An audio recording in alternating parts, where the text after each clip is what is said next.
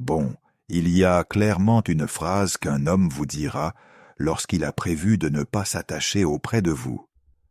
Une phrase très simple, on va voir juste après dans cette vidéo.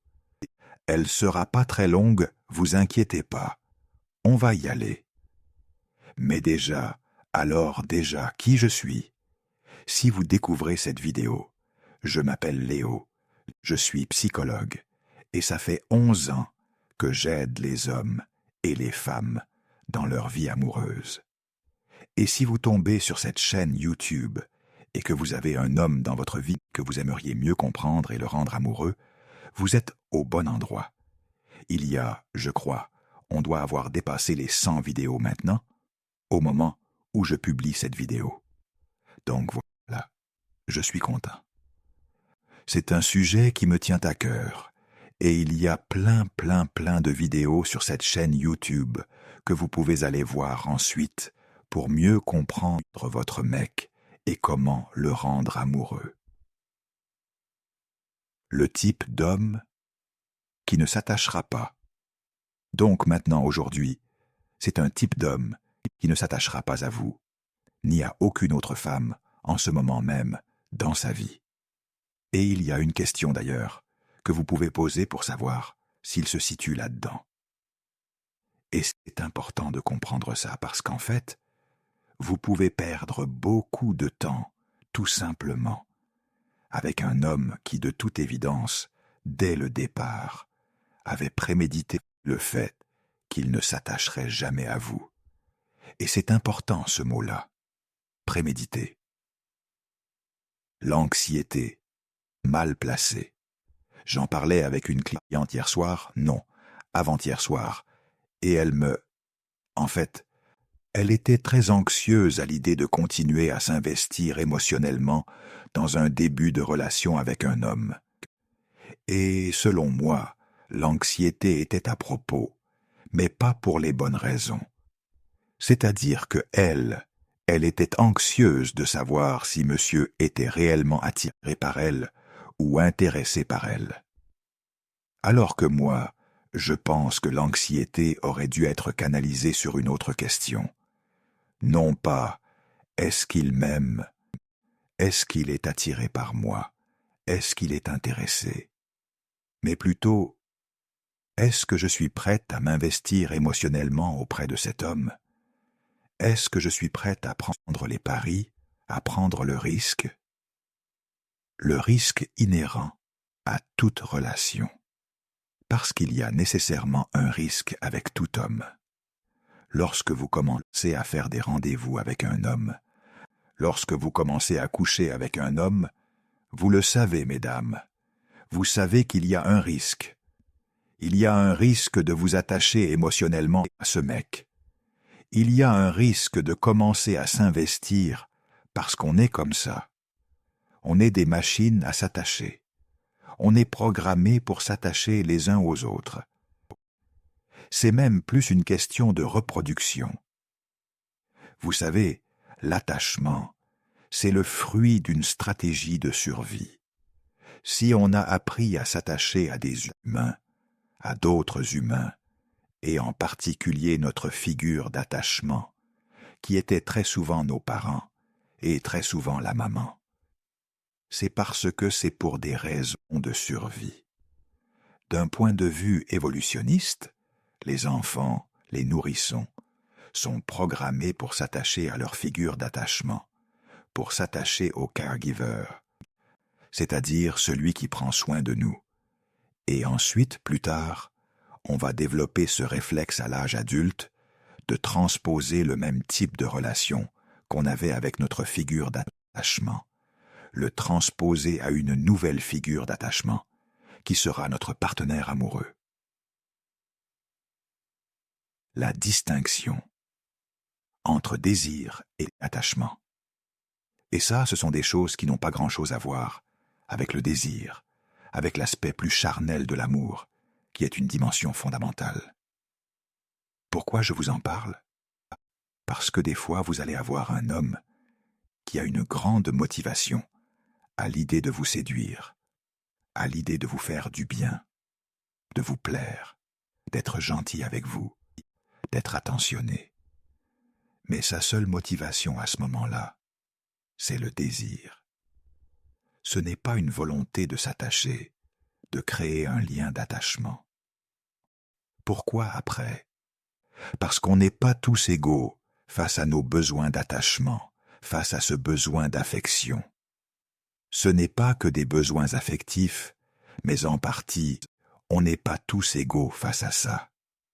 Et parce qu'il y a des hommes aussi à différents moments de leur vie, qui ont plus ou moins ce besoin de s'attacher à un autre humain. Ça fluctue, ça varie en fonction des périodes. Les périodes de non-disponibilité émotionnelle. Il y a des périodes où typiquement un homme va peut-être sortir d'un divorce ou d'une relation longue, et donc il n'est pas forcément disposé à s'attacher.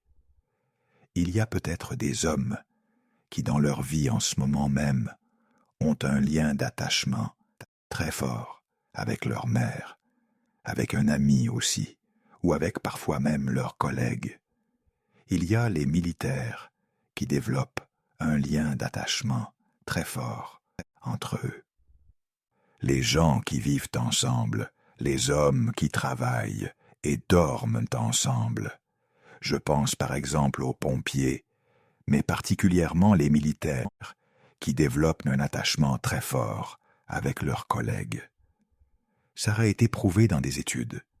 C'est que justement, la notion de survie est si importante dans leur métier, qu'ils ont développé cet attachement, qui est un attachement de survie. C'est-à-dire que je m'attache à celui qui peut me sauver la vie. Je m'attache à celui, et c'est réciproque.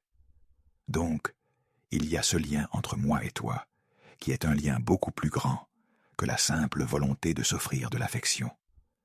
C'est on a besoin l'un de l'autre pour survivre. Derrière toute forme d'attachement, il y a une notion de survie. Derrière toute forme d'attachement, il y a cette peur de crever. Clairement, il y a cette peur d'être abandonné. Observer son propre style d'attachement. Donc, ça aussi, mesdames. Quand vous voulez étudier cette notion d'attachement d'un homme, il faut aussi observer son propre attachement. Quel est mon style d'attachement à moi? Mais là, aujourd'hui, je ne veux pas vous parler de style d'attachement, parce qu'effectivement, il y a des hommes, vous le savez, qui ont des styles d'attachement évitants. Il y a des hommes qui, de toute évidence, ont plus de difficultés à activer ce système d'attachement pour un paquet de raisons liées au développement, liées à l'enfance, liées au trauma, mais aussi liées à la génétique parfois. Le comportement humain, personnalité, plus contexte. Mais un comportement humain, c'est pas seulement des traits de personnalité, comme celui que je viens de vous décrire là. C'est aussi un contexte. Un comportement humain, c'est une personnalité mise dans un contexte particulier. C'est très bien d'étudier les styles d'attachement, le vôtre comme le sien, parce que très souvent aussi le vôtre, vous savez, on est des systèmes qui s'influencent l'un et l'autre. C'est un peu la théorie des jeux. C'est-à-dire que si moi j'ai tel comportement, cela va provoquer une réaction chez la personne en face de moi, qui ensuite provoquera une réaction chez moi. L'exemple du cercle vicieux. J'ai un exemple très précis. Si je suis anxieuse à l'idée de ne pas avoir d'amour de la part de cet homme, peut-être que mon anxiété va être interprétée de l'autre côté, comme peut-être de l'agressivité, ou des attentes trop élevées, ou une forme d'exigence qui met l'autre mal à l'aise, et du coup lui va réagir avec plus d'évitement, ce qui va créer encore plus d'anxiété chez moi, et ça crée un cercle vicieux. Et là, on voit bien que de toute évidence, mon style d'attachement mis en lien avec son style d'attachement a créé un contexte défavorable. On parle souvent de cette dyade attachement anxieux et attachement évitant. Ça colle pas bien, quoi. Clairement, ça colle pas bien. Une femme avec un style d'attachement anxieux doit se mettre en couple, doit privilégier en tout cas un homme avec un style d'attachement sécure. Sinon, ça va pas le faire parce que le style d'attachement évitant, c'est pas idéal non plus. Il y a beaucoup de peur derrière. C'est juste que les peurs sont asymétriques à celles de l'attachement anxieux. Les peurs de l'attachement évitant, c'est davantage des peurs de perte d'autonomie. Là où les peurs du style d'attachement anxieux sont plutôt liées à la peur de l'abandon. Vous voyez bien que ça va friter, quoi. Lugarer, l'importance du contexte. Et donc, je vous disais, il y a la personnalité, mais il y a le contexte. Et donc, j'aimerais qu'on mette de côté la personnalité aujourd'hui et qu'on regarde aujourd'hui particulièrement le contexte. Dans quel contexte monsieur évolue? Le contexte, c'est vrai que c'est vous. C'est vrai. C'est votre capacité à créer du désir chez lui, votre féminité. Vous faites partie du contexte. Vous faites partie de l'environnement dans lequel il évolue. L'environnement masculin. Mais le contexte, c'est également lui, son environnement, le bagage avec lequel il vient là face à vous, durant les premiers rendez-vous. Qu'est-ce qu'il a en ce moment même dans sa vie? Qu'est-ce qui se passe en ce moment même dans sa vie? De quoi est-ce qu'il sort? Est-ce qu'il sort d'une longue relation? Est-ce qu'il sort d'un divorce? Et tout cela va avoir un impact sur sa volonté et sa capacité à s'attacher à vous aujourd'hui. Vous aurez beau déployer tout le charme féminin en abondance, si monsieur n'est pas disposé à s'attacher aujourd'hui, ça ne changera rien. Ça ne changera rien. Vous auriez beau être Jennifer Lopez. Monsieur a un sabot de Denver autour de la roue, autour de son cœur en l'occurrence. Le sabot de Denver du cœur. Sabot de Denver. Vous savez ce qu'on met autour d'une roue quand elle est en infraction, qu'elle est mal garée ou autre. Avant de l'emmener à la fourrière, on va la bloquer. On va bloquer la roue. Mais je pense qu'il y a des hommes qui ont un sabot de Denver autour de leur cœur et que vous pouvez passer votre vie à essayer de chercher la clé dans une botte de foin pour essayer de l'ouvrir. La vérité, c'est que vous allez très probablement griller vos ailes. Vous allez vous faire du mal et vous allez, ce faisant, vous investir émotionnellement. La question fondamentale à se poser. Je vous ai dit tout à l'heure, une question fondamentale à se poser, c'est: est-ce que vous êtes prête à vous investir émotionnellement auprès de cet homme? Est-ce que vous êtes prête là, auprès de lui? Est-ce que ça vaut le coup? Est-ce que le jeu en vaut la chandelle? Est-ce que le risque en vaut la chandelle? Il y a des hommes auprès desquels le risque est plus modéré, plus faible. Il y a des hommes auprès desquels vous savez que de toute évidence, il y avait des gros panneaux stop et qu'il fallait pas y aller, parce que c'est pas sûr du tout que monsieur va s'attacher auprès de vous. C'est pas sûr du tout, parce qu'il vous a envoyé des drapeaux rouges dès le début. La certitude de l'investissement émotionnel. Par contre, ce qui est sûr et certain, c'est que vous allez griller de l'énergie émotionnelle pour essayer de convertir cet homme. Vous allez en griller beaucoup, beaucoup. Et pour moi, tout le discernement féminin consiste à se poser la question de savoir: est-ce que je paie de cet investissement émotionnel? Est-ce que je suis prête à investir émotionnellement pour voir si ça peut fonctionner? Il y a des cas de figure où ça vaut le coup, vraiment. C'est ce que je disais à ma cliente l'autre fois, il y a quelques jours. Je lui disais dans ce cas précis, je pense que ça vaut le coup de jouer. Ça vaut le coup. L'exemple de ma cliente. Effectivement, on n'est jamais sûr parce qu'elle avait peur. Donc c'est une femme assez jeune de 29 ans, avec un homme d'à peu près son âge, qui avait peur que monsieur couche avec elle, et ensuite se barre.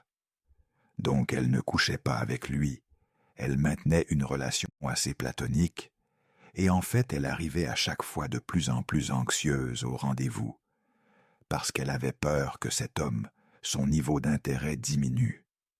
Elle a peur que ce mec se barre à tout moment, parce que c'est un mec qui est assez beau, charismatique, et qui plaît aux femmes de toute évidence.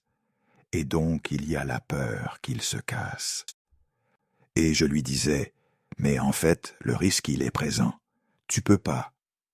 Il y a un moment donné, une fois que tu as décidé que ce mec-là, il en valait la peine, il faut y aller à fond. Il faut plus y aller à reculons, avec les poings serrés. Posez les bonnes questions au début.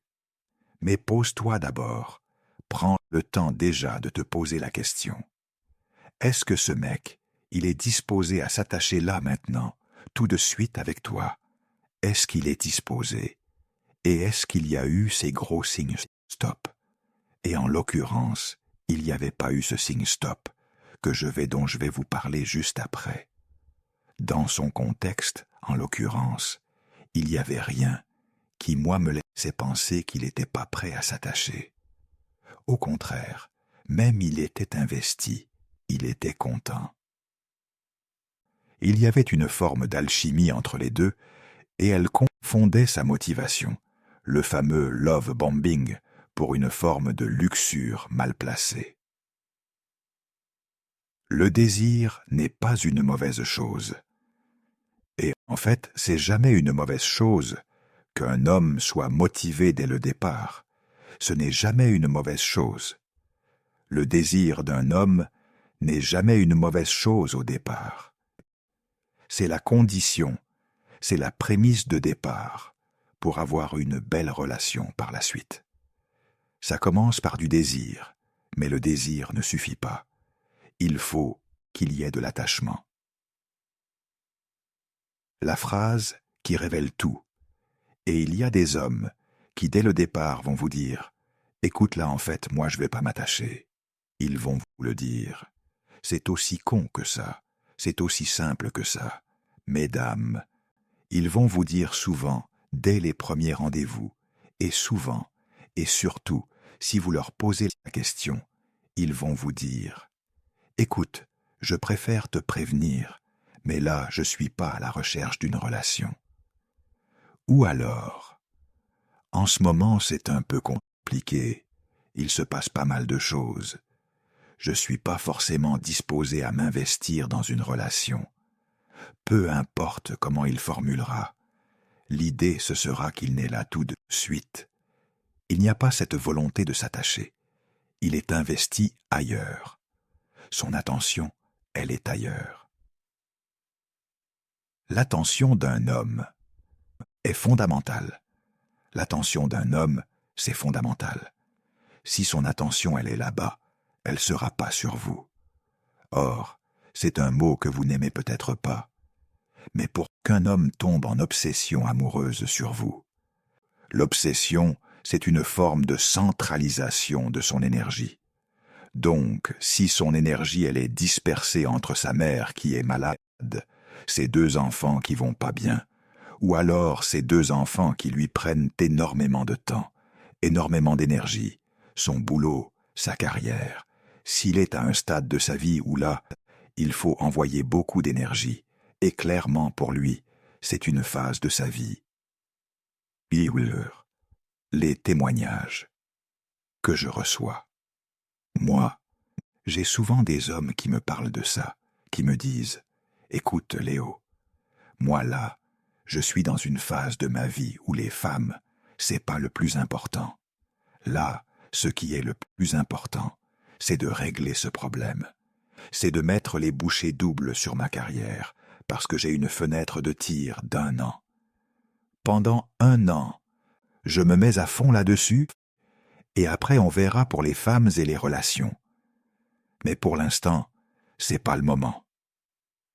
Là, j'ai mes gamins qui ont un certain âge, c'est pas le moment.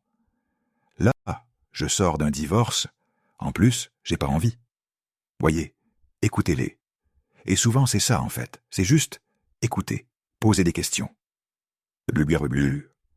Soyez curieuse, pas accusatrice. Soyez curieuse, pas avec un air accusatoire, juste par curiosité en fait. Qu'est-ce que tu veux une relation, toi, en ce moment? Et ça, c'est bien de le faire au début, parce que, du coup, c'est pas accusateur, c'est pas... Voyez ce que je veux dire? C'est vraiment curieux, quoi. Toi, tu veux quoi? Tu recherches quoi en ce moment? Je sais que cette question... J'ai déjà critiqué cette question, en disant « c'est idiot », parce qu'il y a des hommes qui recherchent rien du tout avec une femme et qui recherchent quelque chose avec une autre. Pourquoi? Cette question reste pertinente. Mais elle n'est pas si conne que ça quand même, la question. Parce qu'il y a des hommes qui, dès le début, ont déterminé qu'ils ne voulaient rien du tout, et c'est ces hommes-là qu'il vaut mieux éliminer. Par contre, il y a des hommes qui savent pas trop, qui sont ambigus, qui se laissent aller, pour qui ça dépendra de la femme qu'ils ont en face d'eux. Et ces hommes-là, vous aurez la possibilité de transformer du désir en de l'attachement. Clairement, il y aura des choses à mettre en place dans votre féminité, notamment ce que j'appelle les 5 piliers du charme féminin, qui peuvent permettre de canaliser le désir qu'il a pour vous au début. Ce désir, cette énergie motrice vers vous, cette motivation, et de la canaliser vers de l'attachement. Ça, c'est possible. Les hommes qui sont catégoriques. Mais il y en a qui dès le départ vous disent « c'est mort, moi il n'y aura jamais plus que du désir, et je le sais. » Et s'il le sait, croyez-le. Voilà, vous prenez pas la tête, croyez-le. Et je dis pas que c'est impossible.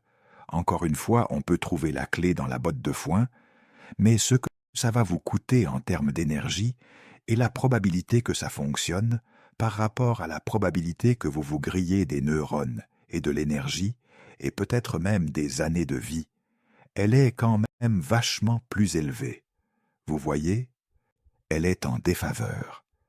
La probabilité que ça foire et que vous souffriez est beaucoup plus forte. Le prix de la souffrance émotionnelle. Une femme qui souffre, c'est pas une femme belle, malheureusement.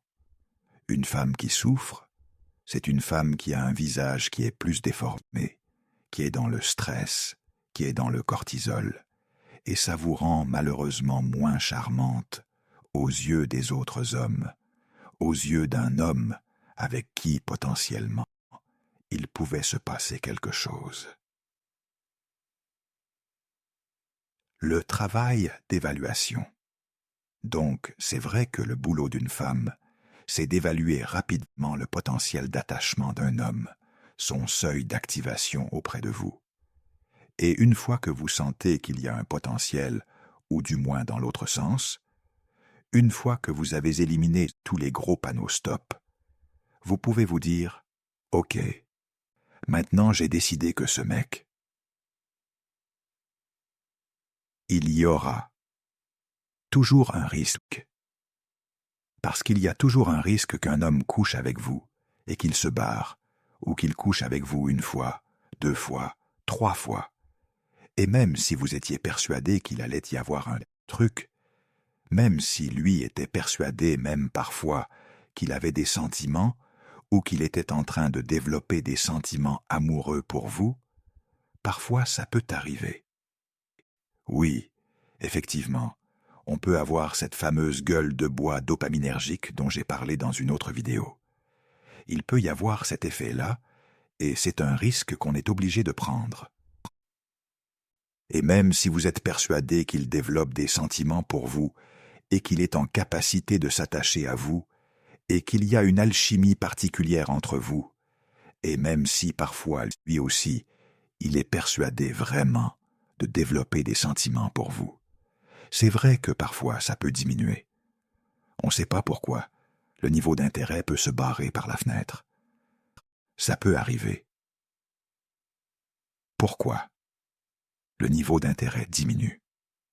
Généralement, ça arrive parce qu'il y a eu cette fameuse gueule de bois dopaminergique, où les femmes se sont trop reposées sur leur laurier, sur le désir de monsieur. Elles ont confondu son désir, son attirance pour de l'attachement, et n'ont pas assez créé un lien émotionnel avec lui. Elles n'ont pas assez investi là-dessus, parce qu'elles se sont dit « c'est bon, il est amoureux, c'est bon, on est en début de relation ». Non, non, il n'était pas encore charmé le monsieur. C'est pas parce qu'il couchait avec toi, c'est pas parce que même les rapports sexuels, les ébats, étaient passionnés parfois. C'est pas pour cette raison qu'il est amoureux. Gefühl, désir versus amour. C'est deux choses différentes. Il était juste très motivé, et il faut utiliser cette motivation dès que vous le pouvez pour la convertir en attachement. Utilisez la motivation de monsieur. Et si là son niveau d'intérêt a diminué, c'est pas forcément perdu. Vous pouvez à nouveau, grâce au charme féminin, en appliquant les 5 piliers du charme féminin, vous pouvez rediriger sa motivation vers vous pour transformer son attirance et son désir en un véritable attachement qui va durer. Le rôle de la féminité en séduction. C'est le rôle de la féminité en séduction. J'ose le dire, c'est plus à la mode de dire ces mots-là, mais c'est votre rôle en tant que femme de convertir son désir en attachement durable. Les phases de l'attachement masculin. Comprenez que les hommes fonctionnent en phases. D'abord, il y a la phase d'attraction pure, celle où son système dopaminergique est en feu. C'est la phase de la conquête, de la chasse. Son cerveau est inondé de dopamine, d'adrénaline. Il est motivé, excité, prêt à déplacer des montagnes pour vous voir. Mais cette phase, aussi intense soit-elle, n'est pas l'amour. C'est le désir, c'est l'envie, c'est la projection de ce qu'il pourrait vivre avec vous. C'est une anticipation du plaisir. Et cette phase, mesdames, elle est éphémère par nature. Elle dure quelques semaines, quelques mois maximum. Si pendant ce temps-là vous n'avez pas construit les fondations d'un véritable attachement émotionnel, quand la dopamine retombera, et elle retombera toujours, il n'y aura rien pour la remplacer. La transition critique. C'est là que se joue tout.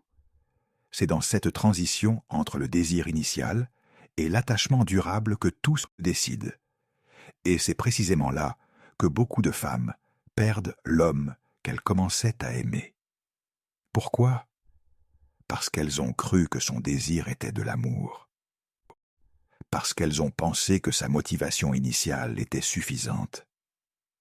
Parce qu'elles n'ont pas compris qu'il fallait construire quelque chose de plus profond, pendant que sa motivation était encore là. Les signes qu'un homme peut s'attacher. Mais alors, comment savoir si un homme est capable de s'attacher à vous dans son contexte actuel ? Il y a plusieurs indicateurs. 1. Sa disponibilité émotionnelle. Un homme disponible émotionnellement parle ouvertement de ses émotions, de sa vie, de son passé. Il ne fuit pas les conversations profondes. Il est curieux de vous connaître vraiment, pas seulement superficiellement. 2. Sa situation de vie. Est-il dans une phase stable ? A-t-il du temps et de l'énergie à consacrer à une relation ? Ou est-il submergé par sa carrière, ses enfants, un divorce récent? 3. Son investissement progressif. Un homme qui peut s'attacher augmente progressivement son investissement. Il vous voit plus souvent, il vous présente à ses amis, il parle d'avenir, même de façon vague au début. 4. Sa cohérence. Ses paroles et ses actes sont alignés. Il ne dit pas qu'il veut une relation, puis disparaît pendant une semaine sans nouvelles. Les drapeaux rouges à ne pas. Ignorer. À l'inverse, certains signes doivent vous alerter immédiatement. Le discours du « je ne suis pas prêt ». Quand un homme vous dit qu'il n'est pas prêt pour une relation, qu'il ne cherche rien de sérieux, qu'il sort d'une rupture difficile, croyez-le. Ne pensez pas que vous serez l'exception. Ne pensez pas que vous allez le changer. L'inconsistance. Il est très présent, puis disparaît. Il est passionné, puis distant. Ce yo-yo émotionnel indique qu'il n'est pas dans une démarche d'attachement. Le refus de se projeter. Il évite toutes les conversations sur l'avenir, même à court terme. Il ne fait jamais de plan à plus d'une semaine. La compartimentalisation. Vous ne rencontrez personne de son entourage. Vous êtes dans une bulle séparée du reste de sa vie. L'importance de l'observation sans jugement. Mesdames, votre travail n'est pas de juger si cet homme est bon ou mauvais. Votre travail est d'observer objectivement s'il est dans un contexte favorable à l'attachement. Un homme qui sort d'un divorce douloureux n'est pas un mauvais homme. C'est juste un homme qui n'est pas prêt. Un homme qui se concentre sur sa carrière n'est pas un homme sans cœur. C'est juste un homme dont l'énergie est ailleurs. Protégez votre énergie féminine. Et votre énergie féminine, votre capacité à rayonner, à être belle, à être charmante, à être désirable. Tout cela se consume quand vous vous investissez auprès d'un homme qui ne peut pas vous le rendre. C'est comme planter des graines dans un sol stérile. Vous pouvez arroser tant que vous voulez, mettre tout l'engrais du monde, rien ne poussera si le sol n'est pas fertile. Et pendant ce temps, vous vous épuisez. Votre lumière diminue. Votre sourire devient forcé. Vous devenez anxieuse, stressée, tendue. Et cette version de vous, ce n'est pas la version qui va attirer un homme de qualité dans votre vie. Le coût réel de l'investissement. Mal placé. Laissez-moi vous parler du coût réel. Ce n'est pas juste le temps perdu. Même si 6 mois, 1 an passé avec le mauvais homme, c'est 6 mois, 1 an où vous n'étiez pas disponible pour rencontrer le bon. C'est aussi et surtout ce que cela fait à votre énergie, à votre confiance en vous, à votre capacité à faire confiance aux hommes en général. Chaque déception, chaque fois qu'un homme vous dit « je ne suis pas prêt » après des mois ensemble, ça laisse une cicatrice. Et ces cicatrices s'accumulent. Elles forment une armure autour de votre cœur. Une armure qui vous protège, certes, mais qui vous empêche aussi de vous connecter vraiment quand le bonhomme arrive enfin. La sagesse du discernement. Le discernement, mesdames, ce n'est pas de la méfiance. Ce n'est pas devenir cynique ou fermé.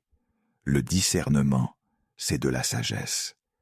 C'est comprendre que tous les hommes ne sont pas prêts pour vous au moment où vous les rencontrez, et que ce n'est pas de votre faute.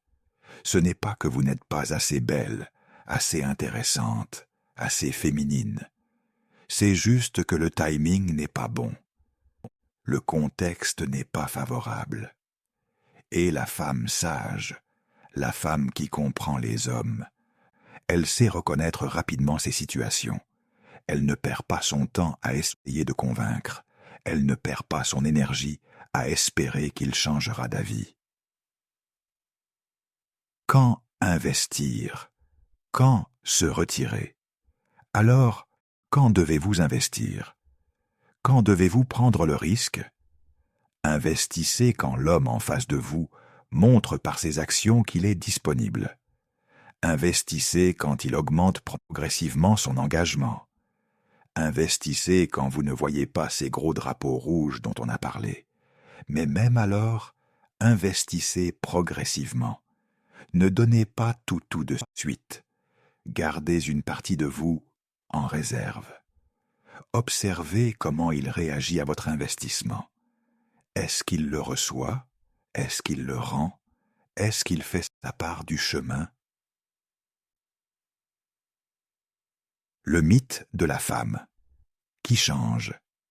Un homme. Il y a ce mythe persistant que la bonne femme peut changer un homme. Que si vous êtes assez patiente, assez compréhensive, assez aimante, il finira par s'ouvrir, par s'attacher, par être prêt. C'est faux.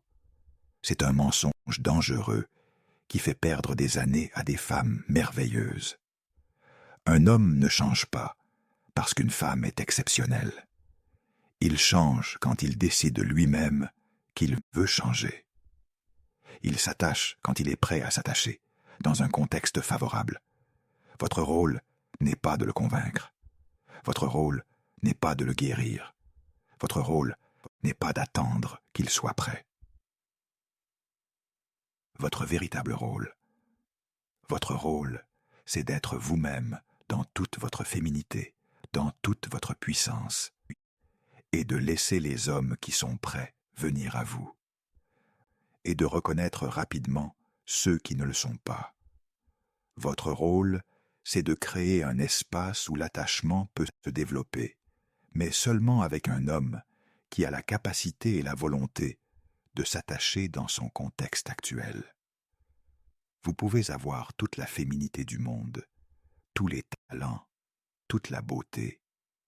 Si l'homme en face n'est pas dans un espace intérieur favorable à l'attachement, rien ne se passera. Ou pire, quelque chose commencera qui finira par vous briser. Les questions à poser dès le début. Alors voici les questions que je vous encourage à poser. Pas de façon inquisitrice, mais avec curiosité authentique lors des premiers rendez-vous. Qu'est-ce qui se passe dans ta vie en ce moment? Cette question simple ouvre une fenêtre sur son contexte. Est-il submergé? Est-il dans une période de transition? Est-il stable? Qu'est-ce que tu recherches en ce moment dans ta vie? Notez que je ne dis pas « qu'est-ce que tu recherches chez une femme ?» mais « dans ta vie ». Ça lui donne l'espace de parler de ses priorités réelles. Comment était ta dernière relation? Comment ça s'est terminé? La façon dont il parle de son ex en dit long. S'il est encore amer, encore blessé, encore en colère, il n'est pas prêt. Qu'est-ce qui est le plus important pour toi en ce moment? S'il parle de sa carrière, de ses enfants, de ses projets, écoutez, vraiment, les femmes, les relations sont elles-mêmes sur la liste? Écoutez, au-delà des mots. Mais surtout, mesdames, écoutez au-delà des mots. Regardez ses actions. Un homme peut dire qu'il veut une relation, mais si ses actions montrent qu'il n'a pas de temps, pas d'énergie, pas d'espace dans sa vie pour vous, croyez ses actions, pas ses mots. Les hommes ne sont généralement pas de bons menteurs quand il s'agit de leur disponibilité émotionnelle. La plupart vous diront la vérité si vous posez les bonnes questions. Le problème, c'est que beaucoup de femmes n'écoutent pas vraiment la réponse. Elles entendent ce qu'elles veulent entendre. Le cas spécifique de l'homme qui sort d'une relation. Un cas particulièrement délicat, c'est l'homme qui sort d'une longue relation ou d'un divorce. Ces hommes peuvent être très attirants. Ils sont souvent motivés par le désir de se prouver qu'ils sont encore désirables. Ils peuvent être très attentifs, très présents au début, mais leur disponibilité émotionnelle est limitée. Ils sont encore en train de guérir, de se reconstruire, et ce processus prend du temps. Beaucoup plus de temps qu'ils ne le pensent eux-mêmes. Je ne dis pas qu'il faut éviter tous les hommes qui sortent d'une relation, mais il faut être consciente du risque, et il faut observer attentivement. Est-ce qu'il a vraiment fait son deuil? Est-ce qu'il parle de son ex avec sérénité ou avec émotion? Est-ce qu'il a pris le temps de se retrouver seul? Un homme qui saute d'une relation à une autre sans prendre le temps de respirer entre les deux est un drapeau rouge géant. Il cherche probablement à combler un vide, à éviter de faire face à lui-même. Et vous ne voulez pas être la relation de transition. L'homme focalisé sur sa carrière. Un autre cas classique, c'est l'homme en pleine ascension professionnelle. Ces hommes peuvent être passionnants, ambitieux, inspirants. Mais leur énergie est monopolisée par leur carrière. Ils peuvent avoir envie d'une relation. Ils peuvent même penser sincèrement qu'ils ont le temps pour une relation. Mais dans les faits, leur disponibilité est limitée. Et souvent, quand il faut choisir entre une opportunité professionnelle et du temps avec vous, c'est la carrière qui gagne. Ces hommes ne sont pas de mauvais hommes, mais ils ne sont pas dans le bon timing pour construire quelque chose de solide. Peut-être dans quelques années, quand ils auront atteint leurs objectifs professionnels, mais là, maintenant, leur attention est ailleurs. L'homme, avec des enfants, en garde partagée. Les hommes avec des enfants, surtout en garde partagée, ont une complexité supplémentaire dans leur vie. Leurs enfants sont, et doivent être, leur priorité. Leur énergie émotionnelle est déjà largement investie dans leur rôle de père. Cela ne veut pas dire qu'ils ne peuvent pas s'attacher à une femme, mais cela demande encore plus de disponibilité émotionnelle, encore plus d'énergie pour gérer une relation, en plus de tout le reste. Observez comment il parle de ses enfants. S'il est submergé, s'il est encore en conflit avec son ex, s'il a du mal à gérer la logistique, il n'a probablement pas l'espace pour construire une nouvelle relation solide. Dagobeu, reconnaître vos propres besoins. Mais il y a aussi une autre dimension à considérer, vos propres besoins. Même si un homme peut techniquement s'attacher, est-ce qu'il peut vous donner ce dont vous avez besoin? Si vous avez besoin de beaucoup de temps ensemble, beaucoup d'attention, beaucoup de présence, un homme avec 3 enfants en garde partagée et une carrière prenante ne pourra probablement pas combler ses besoins. Ce n'est pas de sa faute. Ce n'est pas de votre faute. C'est juste une incompatibilité de contexte. La patience versus l'attente. Il y a une différence entre la patience et l'attente. La patience, c'est donner le temps à une relation de se développer naturellement. C'est respecter le rythme de l'autre tout en avançant progressivement ensemble. L'attente, c'est mettre sa vie en pause, en espérant qu'un jour, il sera prêt. C'est rester dans l'incertitude pendant des mois, des années, en se disant « peut-être que bientôt ». La patience est saine, l'attente est toxique. Si vous êtes dans une situation où vous attendez qu'il finisse son divorce, qu'il règle ses problèmes, qu'il soit moins occupé par son travail, vous n'êtes pas dans la patience, vous êtes dans l'attente, et l'attente use, épuise, détruit. Le pouvoir de partir. Il y a un immense pouvoir dans votre capacité à partir, à reconnaître quand un homme ne peut pas vous donner ce dont vous avez besoin, et à avoir le courage de partir. Ce n'est pas de l'égoïsme, ce n'est pas un manque de compassion, c'est du respect de soi. C'est comprendre que votre temps, votre énergie, votre amour sont précieux et qu'ils méritent d'être investis là où ils peuvent vraiment porter fruit. Partir ne veut pas dire qu'il est un mauvais homme. Partir ne veut pas dire que vous avez échoué. Partir veut simplement dire que vous reconnaissez que ce n'est pas le bon match, pas le bon timing, pas le bon contexte. Faire confiance au timing. Parfois, le bonhomme arrive au mauvais moment. C'est cruel, c'est douloureux, mais c'est la vie. Et vous ne pouvez pas forcer le timing. Vous pouvez rencontrer un homme merveilleux qui sort juste d'une rupture dévastatrice. Un homme avec qui vous avez une connexion incroyable. Mais si son cœur n'est pas disponible, si son contexte ne permet pas l'attachement, vous ne pouvez rien y faire. Et c'est ok de ressentir de la tristesse face à ça. C'est ok de pleurer cette connexion, qui aurait pu être quelque chose de beau dans d'autres circonstances. Mais ensuite, il faut avoir la sagesse de lâcher prise, de faire confiance au fait que si c'était vraiment censé être, ça se sera dans le bon timing. Conclusion. Protégez votre cœur. En conclusion, mesdames, votre cœur est précieux. Votre énergie est précieuse. Votre temps est précieux. Ne les gaspillez pas en essayant de convaincre un homme qui vous a déjà dit, d'une façon ou d'une autre, qu'il n'est pas prêt.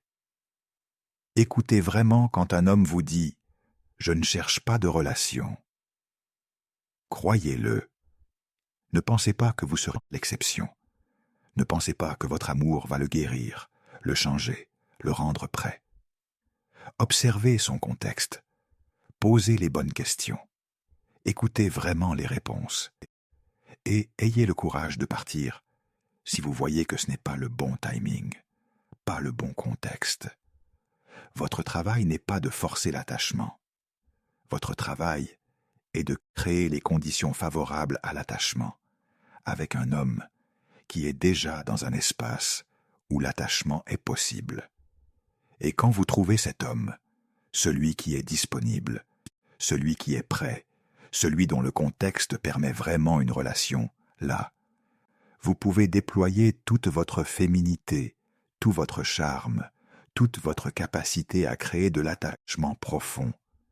Mais choisissez vos batailles, investissez votre énergie sagement et protégez votre cœur des hommes qui, aussi merveilleux soient-ils, ne peuvent pas vous donner ce que vous méritez en ce moment de leur vie. Rappelez-vous, le désir ne suffit pas. Il faut aussi la capacité et la volonté de s'attacher. Et ces trois éléments, désir, capacité, volonté, doivent être présents pour qu'une relation puisse vraiment naître et grandir. Si vous voulez en savoir plus sur comment transformer le désir d'un homme en attachement durable quand toutes les conditions sont réunies, je vous invite à regarder mes autres vidéos sur les 5 piliers du charme féminin. J'espère que cette vidéo vous a aidé à y voir plus clair. Prenez soin de vous, mesdames. Vous méritez un homme qui est vraiment prêt pour vous.